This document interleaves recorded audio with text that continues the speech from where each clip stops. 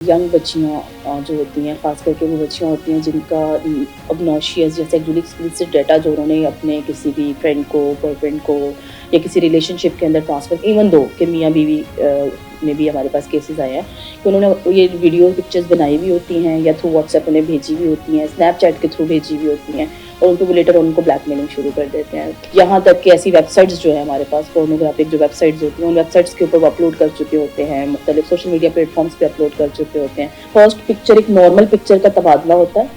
किसी भी पार्टी में बैठे हुए किसी भी जगह से वो पिक्चर ली जाती है, उसको AI जनरेट करके एक ऐसी पिक्चर में ट्रांसफॉर्म कर दिया जाता है जो कि हमारे लिए एक्सेप्टेबल नहीं है। उस पर ब्लैकमेलिंग की जाती है।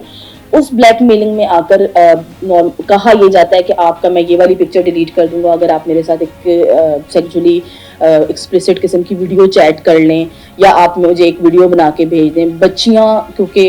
इस एज क्राइटेरिया में होती हैं, लाइक 18, 20, 22 वाली एज रेंज होती है उनकी, वो इतना ज़्यादा कहना चाहिए कि मैच्योर नहीं होती मेंटली, तो वो उसकी बातों में आकर उसको वो पिक्चर या वीडियो शेयर कर देती हैं। तो यहाँ से एक नया सिलसिला ब्लैकमेलिंग का स्टार्ट हो जाता है। पहले जो उन्होंने पिक्चर बनाई थी वो उनकी अपनी नहीं थी, वो एक AI जनरेटेड पिक्चर थी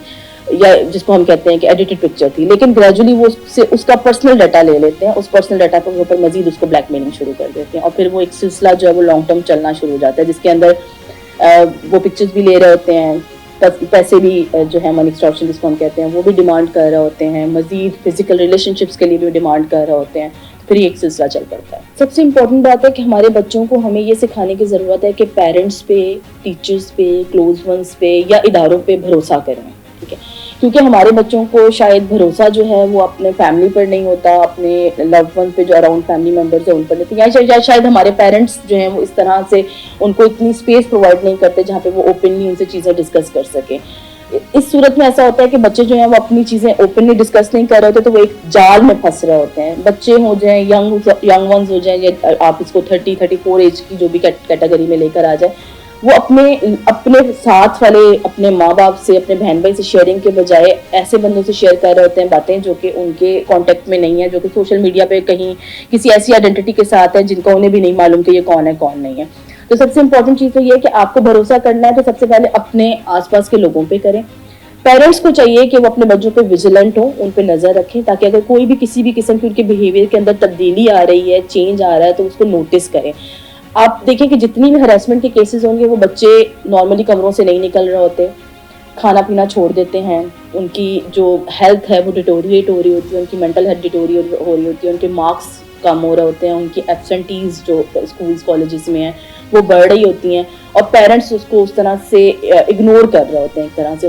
उनको लगता है बच्चे का मूड नहीं है या बच्चे का दिल नहीं चाह रहा। अगर बच्चा ये भी कह रहा है कि मेरा मूड नहीं है, मेरा दिल नहीं चाह रहा, तो एटलीस्ट यू शुड एक्सप्लोर कि ऐसे क्या रीजंस हो सकते हैं कि हमारा बच्चा घर से बाहर जाने के लिए राजी नहीं हो रहा, या वो अपना बहुत ज़्यादा टाइम जो है वो इंटरनेट के ऊपर स्पेंड कर रहा है, या वो अपना मोबाइल लेके वॉशरूम में जा रहा है, अपना कमरा लॉक करके जो है वो इंटरनेट पर बात कर रहा है किसी के साथ। तो एटलीस्ट पेरेंट्स को जो है वो बहुत ज़्यादा अपने बच्चों के मामले में विजिलेंट होना चाहिए, बिकॉज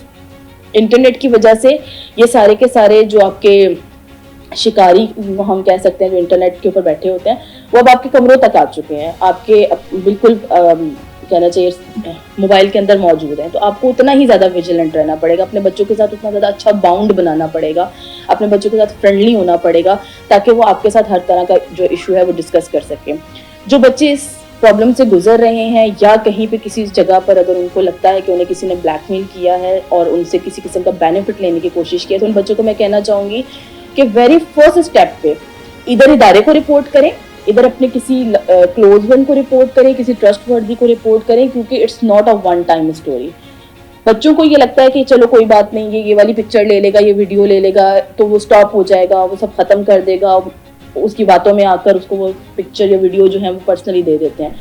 वो कभी भी नहीं करेगा। जो आपकी एक नॉर्मल पिक्चर को एडिट करके आपको ब्लैकमेल कर रहा है वो आपके पर्सनल डाटा के ऊपर आपको मजीद ब्लैकमेल करेगा। इवन अगर वो आपसे पैसे मांग रहा है आपके डाटा के ऊपर, आपसे कह रहा है कि 5,000 या 10,000 रुपये मुझे दे दो और मैं इसको डिलीट कर दूंगा, वो ऐसा नहीं करेगा। उसका आप खुद उसकी मोटिवेशन बढ़ा रहे हैं कि मैं तुम्हें आज 5 दे रही हूँ, कल मैं तुम्हें 50 भी दूंगा, ठीक है। तो आप एक चेन चला रहे हैं खुद से, तो कभी भी उनकी बातों में ना आए, कभी भी अपना कोई पर्सनल डाटा मजीद शेयर ना करें, कोई अमाउंट उनको शेयर ना करें। इनफैक्ट इदारों को रिपोर्ट करें, हम लोग यहाँ पे मौजूद हैं, पेरेंट्स को रिपोर्ट करें, پیرنٹس کے اوپر ٹرسٹ کریں. ایسا نہیں ہے کہ آپ کے پیرنٹس آپ کو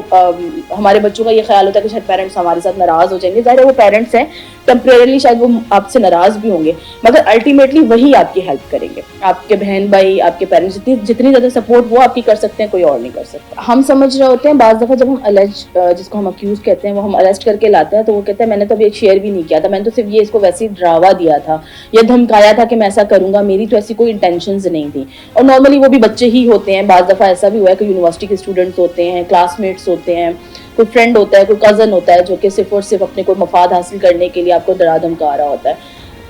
ان کے لیے اسپیسیفکلی میرا یہ کہنا ہے کہ آپ کا ڈرانا یا دھمکانا آپ کا جرم ثابت کرتا ہے.